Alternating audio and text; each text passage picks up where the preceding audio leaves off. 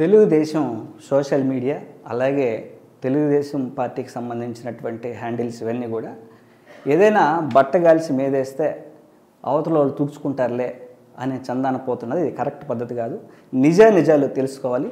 ఎప్పుడూ నా దగ్గర నుంచి రిలీవ్ అయ్యి పోలీస్ డిపార్ట్మెంట్లో ఏఆర్ కానిస్టేబుల్గా విధులు నిర్వహిస్తున్నటువంటి గుణశేఖర్ అనే అతను నాకు సంబంధించిన వ్యక్తి కాదు. మీ పోలీసుకు సంబంధించినటువంటి మీ పోలీస్ స్టేషన్లో ఇప్పుడు ప్రజెంటు ఏఆర్ కానిస్టేబుల్గా విధులు నిర్వర్తిస్తున్నటువంటి వ్యక్తి.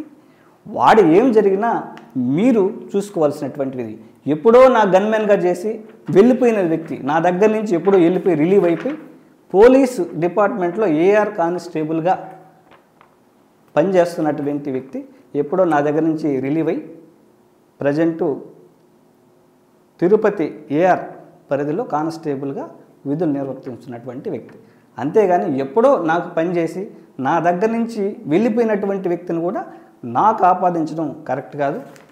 తెలుగుదేశం పార్టీ అధికారంలోకి వచ్చే ముందు మేము రాష్ట్రంలో గంజాయి డ్రగ్స్ వీటన్నిటి మీద 100 రోజుల్లో ప్రక్షాళన చేస్తామన్నారు.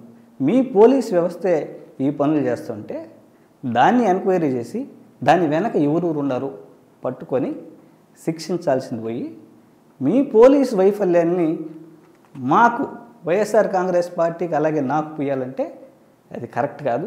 నేను ఈరోజు అమిత్ షా గారికి అలాగే ప్రైమ్ మినిస్టర్ గారికి అన్ని వ్యవస్థలకి నేనే దీని మీద లోతుగా విచారణ జరగాలని నేను ఈరోజు లెటర్ రాయబోతున్నాను. దీని మీద బహిరంగ చర్చకు సవాలుకు నేను సిద్ధం. మీ తప్పుల్ని మీ వైఫల్యాల్ని వైఎస్ఆర్ కాంగ్రెస్ పార్టీ కంటగట్టాలంటే చూస్తూ ఊరుకోం. ఖచ్చితంగా దీని మీద నిజాలు బయట రావాలి.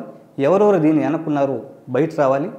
ఎవరెవరు పెద్దల హస్తం ఉంది, ఎవరెవరు పోలీస్ వ్యవస్థల ద్వారా ఈ పనులు చేస్తున్నారు అనేది ఖచ్చితంగా బయటకు రావాలి. ఖచ్చితంగా వాళ్ళకి శిక్ష పడాలి. ఖచ్చితంగా దీని మీద ఎంతవరకైనా పోరాడతాం. For latest updates on India-Pakistan tension, download RTV Live app.